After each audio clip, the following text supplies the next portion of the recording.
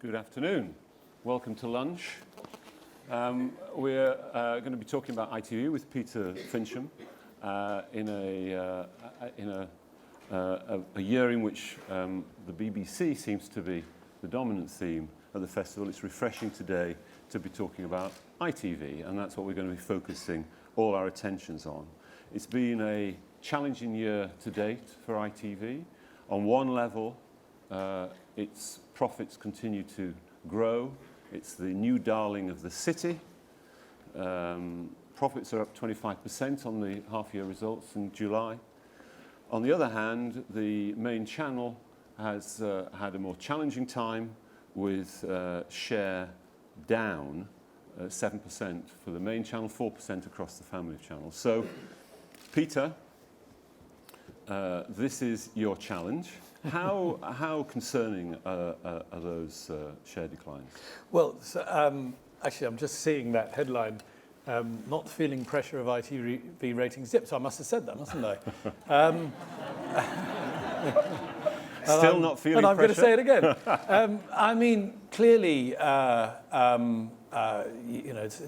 it's lovely when your ratings are going up. And we live in a very competitive world, and we live in a changing world.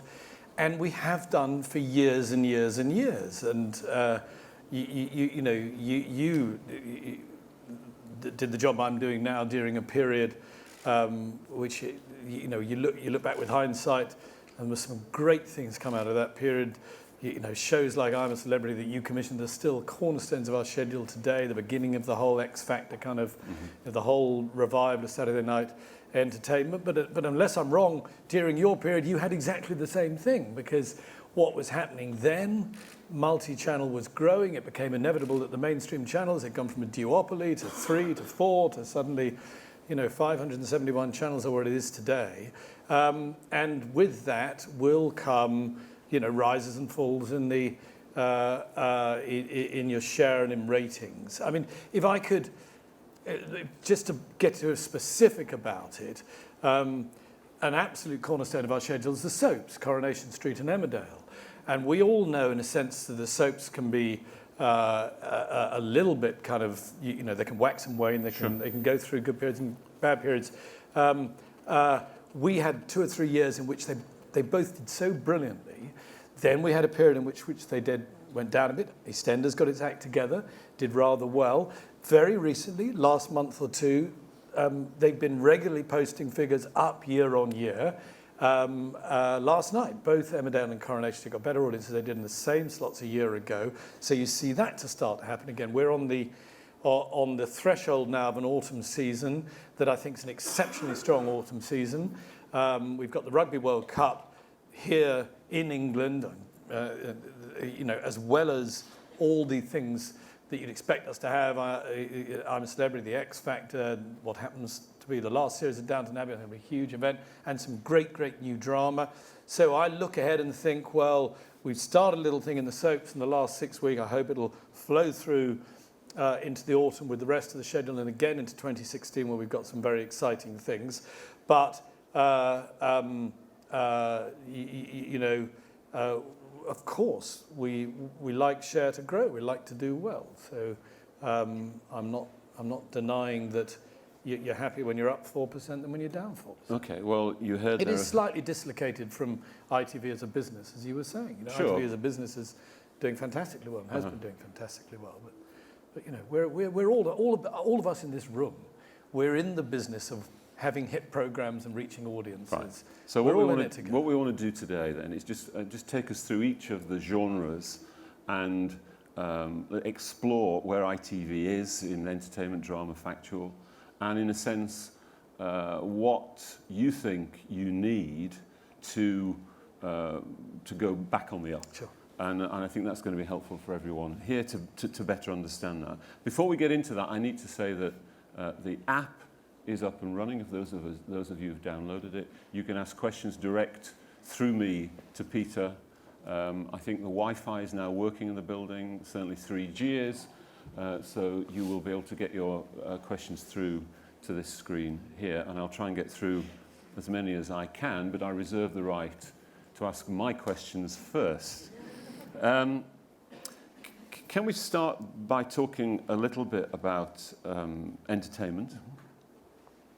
As you alluded, it's a keystone, it's a cornerstone of ITV, the entertainment output. You commit quite a large part of your budget to entertainment, particularly at the weekends.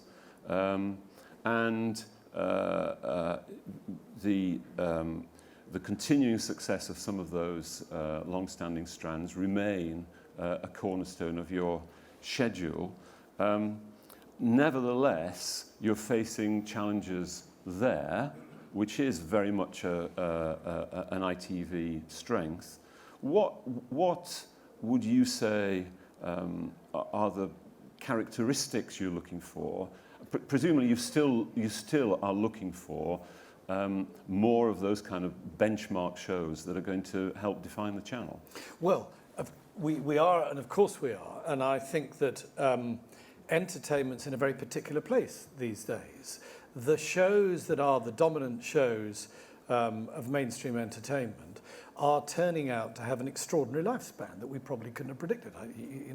Already mentioned, I'm a Celebrity that I'm guessing you commissioned maybe 14 years ago? Yeah, 15 years ago. I bet you didn't think it'd be on air in 2015, but it's not only on air, it's in great health.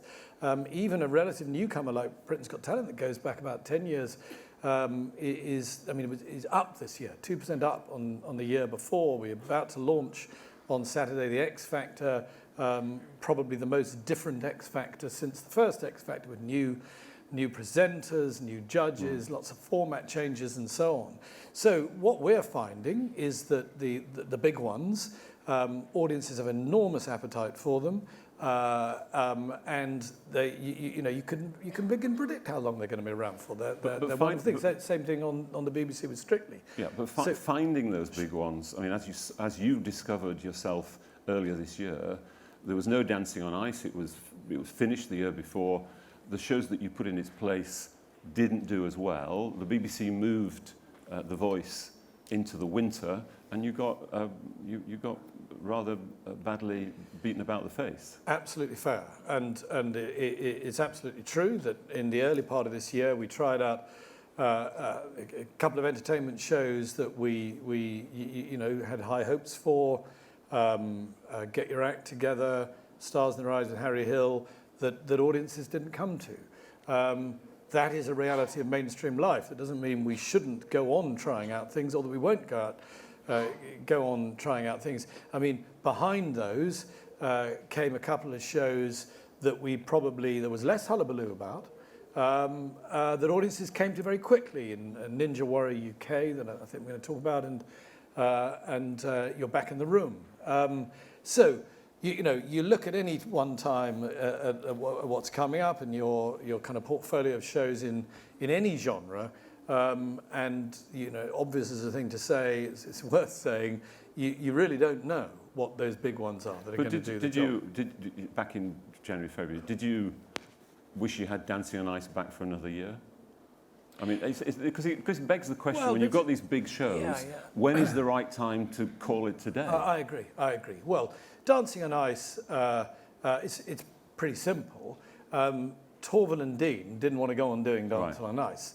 So did we want to go on doing Dancing on Ice with Torval and Dean? Well, we ended up feeling, no, this is the right moment to call this to a halt. And at that point, and you would necessarily know that even though Dancing on Ice had been going down for a few years, rather diminished from where it was, but nevertheless, it was getting big audiences, and replicating those big audiences immediately is not easy.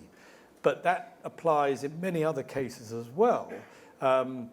If, on the other hand, with a show that's maybe going down year on year, you, as it were, hung on in there until you thought, I've now got to a point where anything that I bring in instead of it will do better than it, right. You'd keep shows going for too long. Yeah. So, one of the judgments that you're making as a commissioner and a controller is exactly that, which is how quickly to refresh the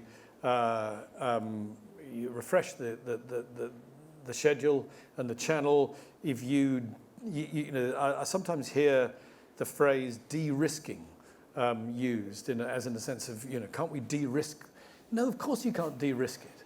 If you thought you were de-risking it, which is just by taking the things get an audience and just playing them kind of on a loop, as it were, you're taking a much bigger risk further down the line, and your risk is you haven't got anything. Let's take a look at, you alluded to one of your hits of the year. Let's take a look at Ninja Warriors. So what made you go for that show, Peter? There's a few things to say about Ninja Warrior. One is that it was turned around very quickly. So one of the things I wanted to say is that the team who worked on it did a brilliant job, because it seems to me they made all the right decisions. They found a great presenting team. They made it exciting. It feels quite real. It knows what it is, and its tone is a very satisfactory tone. There's a bit of kind of humour and making fun of it, but actually it's a real challenge to the contestants. It has that nice balance, a bit like an X Factor, where you have the balance of the people who can't sing at all, who are quite funny, and then the brilliant ones. Similarly, in an episode of Ninja, you get people with a lot of hubris who think they're going to do the whole course and they fall straight into the water. And then you get people who think, wow, that is absolutely brilliant. It's also an example, I think this is a very modern thing, of where we'll take a format from anywhere. That is not a homegrown UK format. We did have a debate about the word ninja in it. We weren't quite sure, oh God, is the word ninja going to be alienating to part of our audience? It's vaguely comparable, although it's about the only comparison I can think of between the two shows, to the debate about the word abbey in Downton Abbey that we had some years ago, and thought, will that make people think it's set in a monastery or something, and as a religious series. And I'm glad in both cases we thought, no, let's be bold with it. Let's go call it Ninja Warrior UK, even though I think it's probably true a lot of people aren't quite sure what the associations of the word ninja are. And as I say, it was turned around very quickly and immediately found an audience, and we're back next year. You could say that, couldn't you? I mean, that's reinvented, in a way, it's reinvented for a modern audience with modern references, a gladiators type entertainment, in the way the big talent shows reinvented the old-fashioned talent shows. And I just wonder, to what extent do you think that entertainment is, to some degree, locked into a relatively small numbers of kind of very strong concepts that just need to be reinvented every generation? I think that might be true. I would say it does, to a degree, reinvent gladiators. It also, to another degree, fills a gap left by Wipeout, that had done a sort of similar job on the BBC for some years and come to an end. So you could say, is there a room at any one time, early Saturday evening, for a kind of thrills and spills physical challenge game like this? Yes, and give it a kind of new lick of paint, a modern look, a modern feel, get the tone right, get the team right, the presenters right, and there you go. Okay. So no, I wouldn't disagree with that. I mean, the other one from early this year that found an audience very quickly, You're Back in the Room. We thought that was a rather risky thing to do. That was taking us back into the world of hypnotism as entertainment, and I don't think anybody had done that since the sort of days of Paul McKenna. And we, if I'm honest, we weren't quite sure whether people would accept, having fun with the concept of hypnotism sort of in 2015. Partly, I think, because Philip Schofield was very passionate to do it and did it very brilliantly, partly because, again, the producers did a brilliant job. They made all the right decisions. It landed very well, and again, that'll be back. And you could say, yes, there's a latent, you could say this about all genres, tastes don't go away. They may become latent for a while because there's nothing meeting that taste. So look for it and then find a modern way of fulfilling it, and you might be in business. Okay, I need to move on to Factual. Before I do, I've got one question here, and it follows up your comments yesterday about the scheduling of the X Factor. And they're basically saying, why should the BBC have to play Strictly at 5 o'clock when there are less viewers around? That your argument about separating the two means that Strictly is denied the bigger audience that's available later. Well, they wouldn't have to play it at 5 o'clock, so I wouldn't suggest that they would have to play it at 5 o'clock. The specific example I quoted, that's not me. It's me, I think. The specific example I quoted, and in a way I don't really want to say any more of this because it's got a bit covered today in the press and I want to add to it. The specific example I quoted, which is the Saturday weeks scheduling, 9 days week scheduling, the initial exchange had Strictly Come Dancing at 7 o'clock till 8:15 and the X Factor from 8:15 till 9 o'clock. That's not too early for Strictly Come Dancing. They then moved it 20 minutes later for whatever reasons. So, of course, we're not trying to put it at 5 o'clock. But it was ever thus, Peter, wasn't it? BBC, ITV, Saturday nights. It's always been a bit of a catfight. The schedule's always moved 20 minutes, 15 minutes. We've always played it up to the last minute on the exchange. That's absolutely true, David. But I think there is something in what I say. It's a game to them and it's business to us. That's what I, in a way, wanted to say. Okay. Because you might not think of that until you think of that. You know, if take $1 million or $2 million off the audience of X Factor, and that turns into income. Okay, we're going to move on. Let's move on to Factual.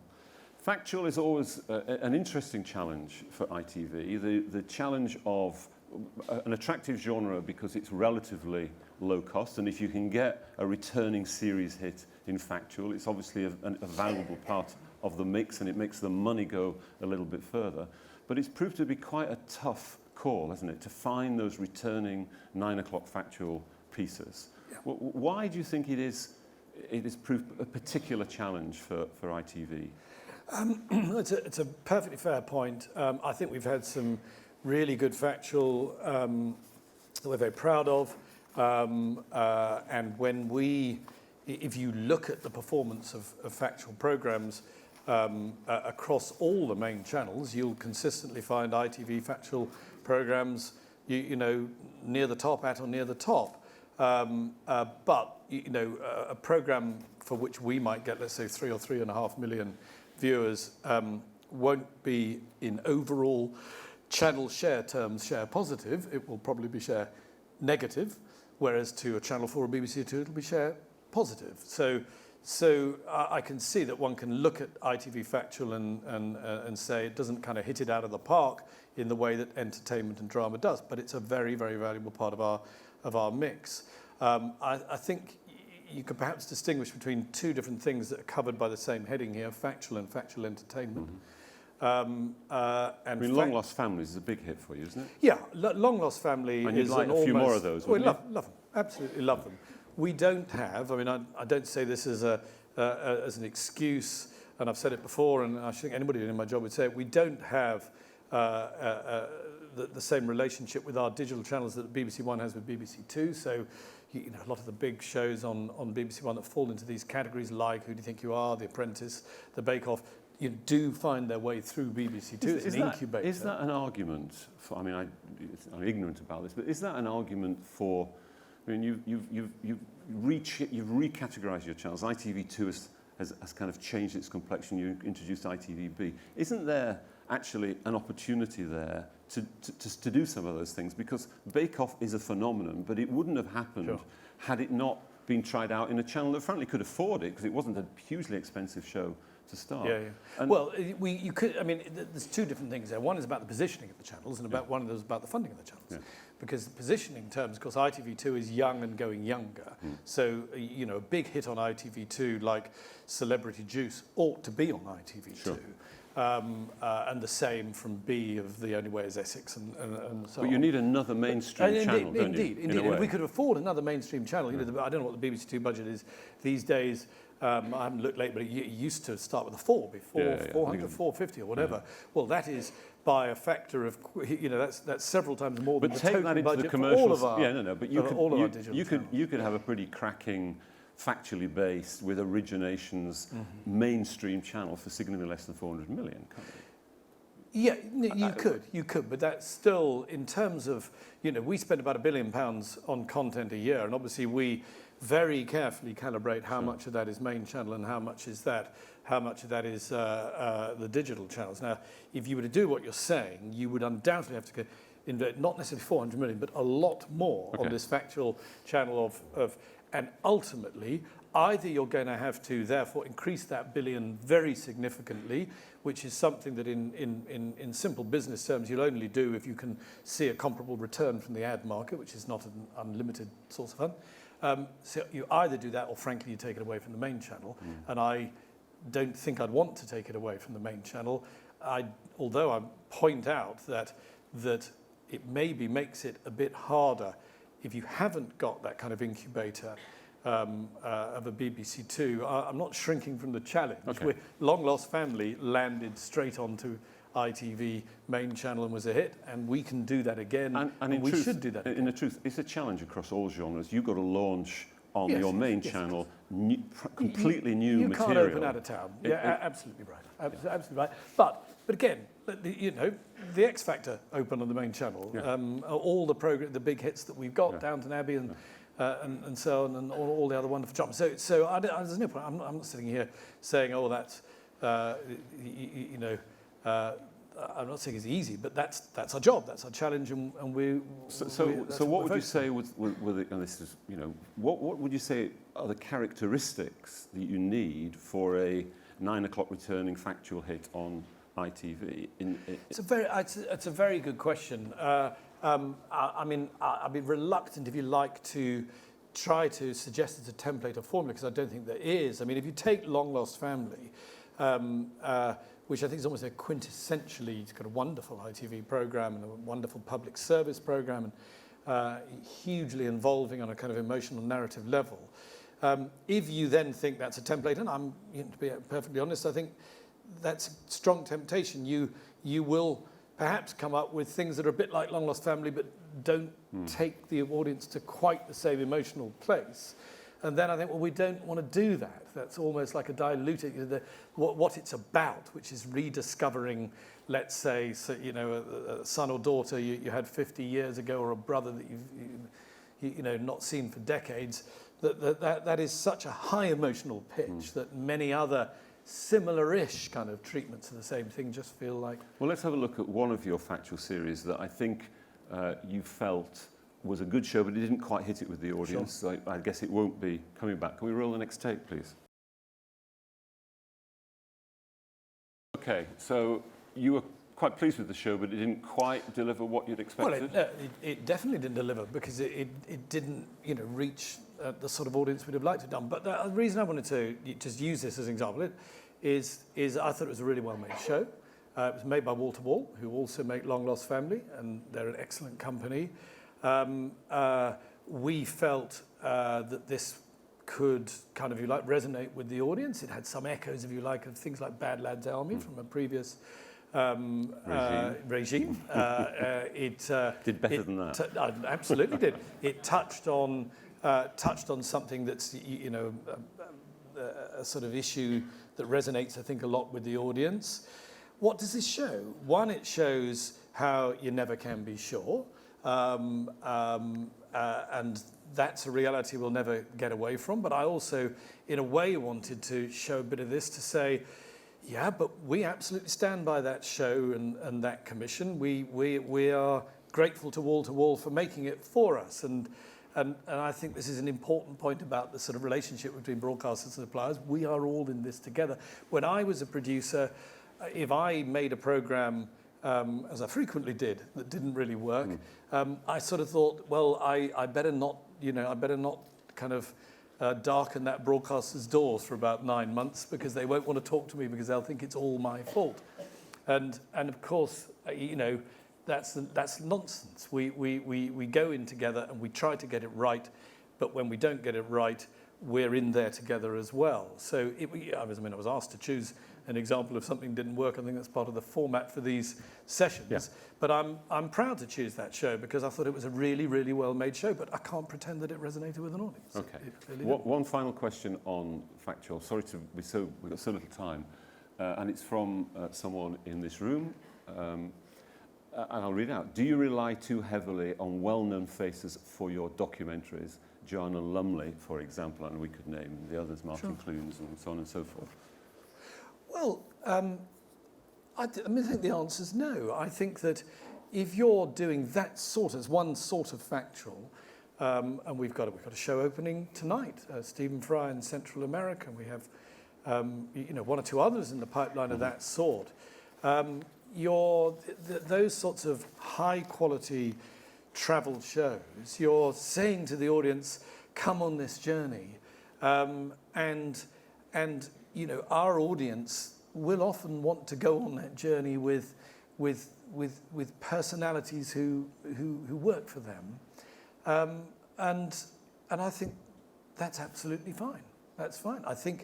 I mean, maybe the implication of that question is that on more niche channels, you might more often say, let's do something similar with somebody completely new and unfamiliar.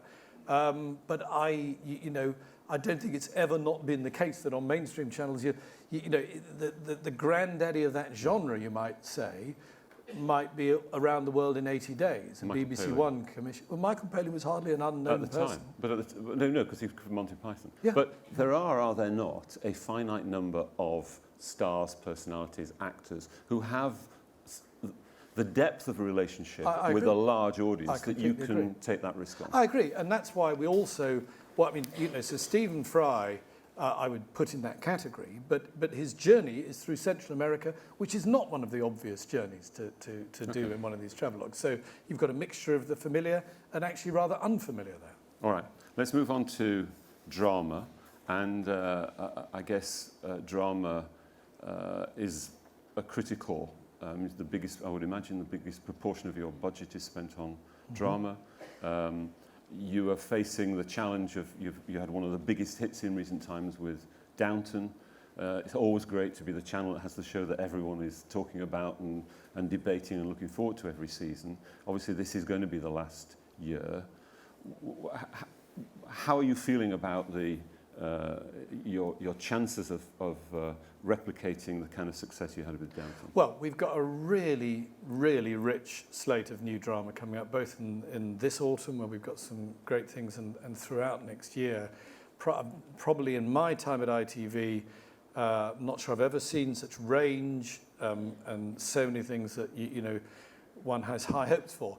I'm absolutely determined not to put on any of these dramas the curse of saying it's the next Downton Abbey. I noticed there was an announcement about a BBC drama a week or so ago that said this could be the next Downton Abbey. In fact, I'm planning to say about all BBC dramas, this could be the next Downton Abbey. Because it's very generous of you. Steve November, our director of drama, did an interview where he said, and I thought entirely reasonably said, we've no idea what the next Downton Abbey is, it could be a sci-fi series. Which I don't think he meant entirely seriously, but indeed that found its way into the press. ITV says the next Downton Abbey might be a sci-fi series.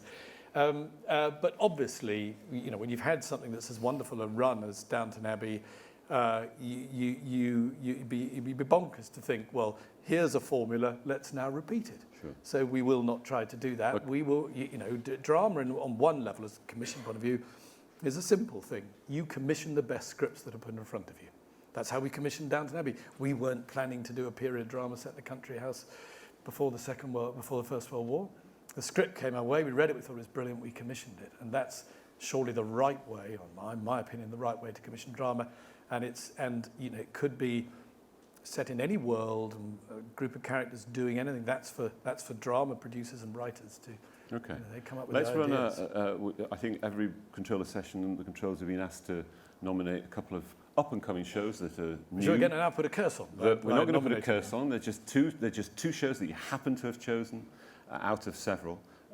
So let's just run Jekyll and Hyde, please. I think it's coming up this autumn. Yes, and just before it runs, Jekyll and Hyde is not 9 o'clock drama. This is, I hate these phrases, but it's family action adventure drama. It's an area that we haven't been in for a while.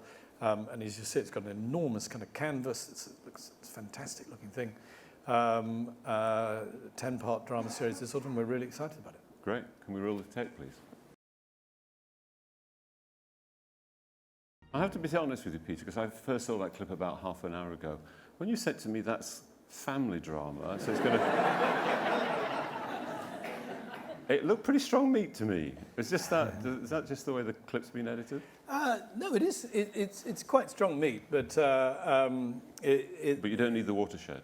Yeah, it's pre-watershed. It's pre-watershed. We'll look forward to that. But it looks great. I'm certainly going to be watching it. Can we? One question I've got, because it was something that came in the press, and the press may have got this wrong. Are you going to bring back Cold Feet? Oh gosh. Well, look. As you know, at any one time, there will be discussions about, past glories on any channel. Sometimes they'll come to something like, Poldark earlier this year, and sometimes they Suspect? sometimes they won't. Well, no, Prime Suspect. We've commissioned and we've announced that the series from Liddiment called Tennyson, which is in a sense a prequel to Prime Suspect. Like about when Jane Tennyson. Yes, it is rather different to Endeavour, because Endeavour is in a way built on the same kind of chassis as Morse. 2 hour dramas, closed-ended dramas, whereas Tennyson is a longer-running single case featuring the young Jane Tennyson. And again, common sense says, don't ever say you won't bring things back if it's an exciting thing to do and somebody's got an exciting new take on it. But you don't, most of what we're doing is completely new and completely different and original. So Cold Feet, yeah, I read that in the press, but we've got nothing to say about that. You've got nothing to announce today. Okay. You got it. Can I just sort of move on to a slightly more general point, because terrifyingly, we've got about 10 minutes left, and just deal with that sort of thorny question, which I know you get asked every year at Edinburgh, about in-house indies, ITV building its own production base at the expense of, as it were, your choice to pick the best possible show. Your proportion of commissions from ITV Studios is on the up, and it's gone up, I think, about 10% in the last 3 or 4 years.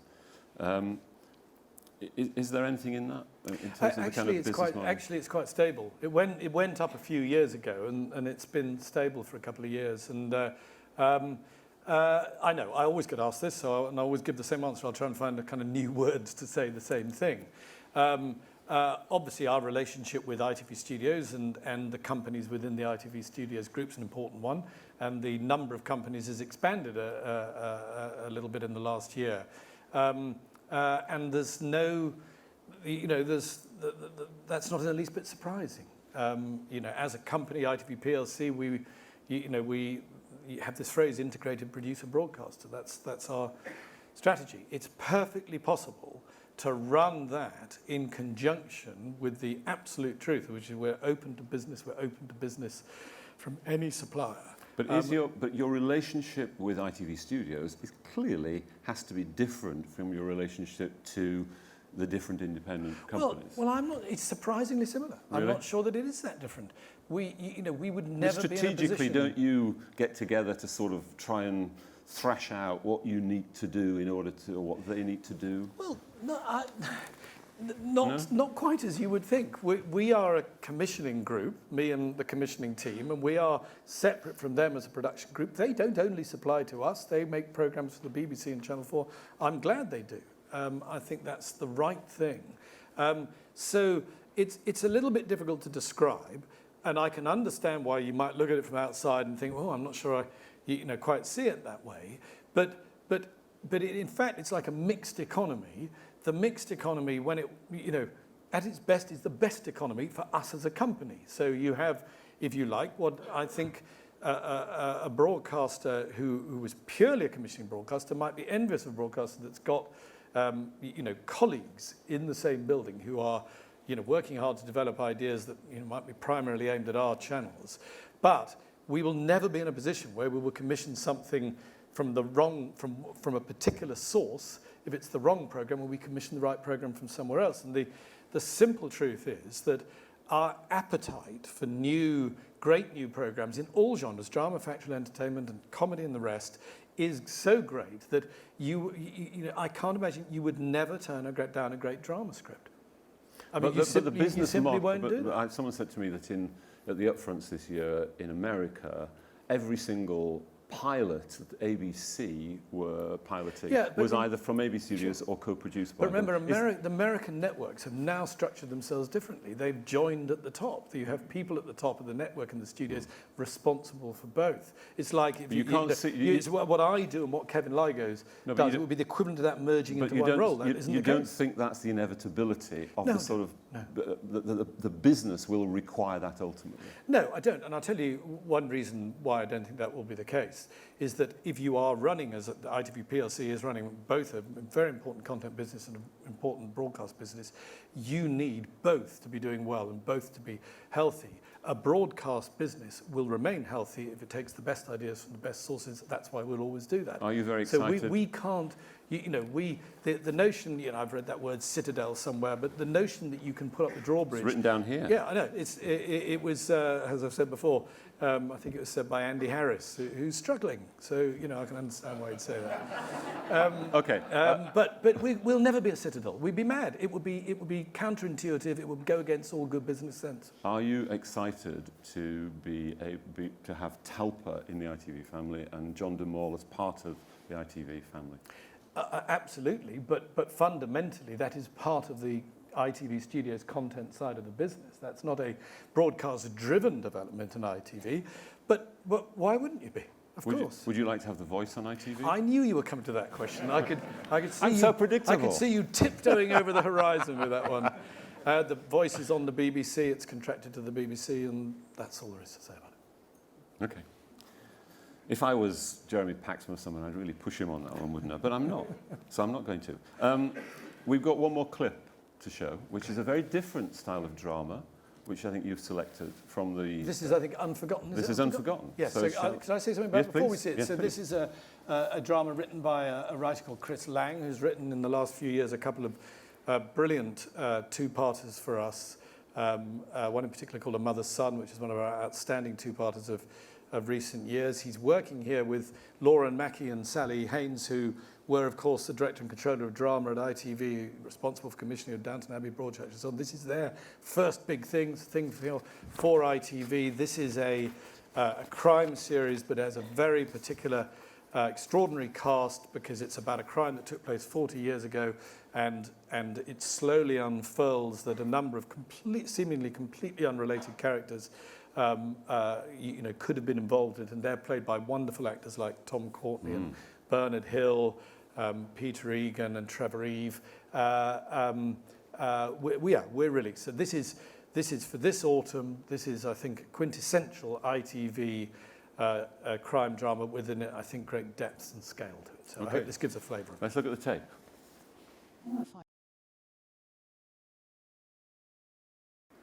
I'll tell you who my money's on. Well, actually, I'm not going to say because I don't want to encourage people. That looks fantastic. I hope that'll have people really hooked for 6 weeks. Peter, we've got to wrap up. I've just got one final question.